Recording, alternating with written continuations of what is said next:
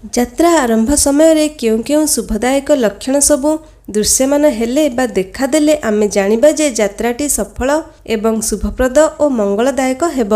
1. ବାମ ପାର୍ଶ୍ୱରେ ନୀଳକଣ୍ଠ ପକ୍ଷୀ ତାର ଖାଦ୍ୟ ନେଇ ଉଡ଼ି ଯାଉଥିବାର ଦୃଶ୍ୟ ଦେଖିବା।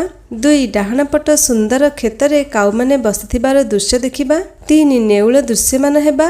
4. କୋକିଶିଆଳିଟିଏ ପଛକୁ ଫେରି ଫେରି ବାରମ୍ବାର ଚାହୁଁଥିବାର ଦୃଶ୍ୟ ଦେଖିବା।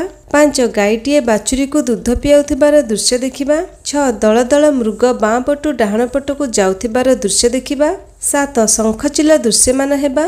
8. ବାମପଟେ ସୁନ୍ଦର ବୃକ୍ଷ ଉପରେ ଶ୍ୟାମା ପକ୍ଷୀଟିଏ ବସିଥିବାର ଦୃଶ୍ୟ ଦେଖିବା। 9. କୌଣସି ବ୍ୟକ୍ତି ଦହି ଆଣୁଥିବାର ଦୃଶ୍ୟ ଦେଖିବା। 10. ଜିଅନ୍ତା ମାଛ ଦେଖାଯିବା।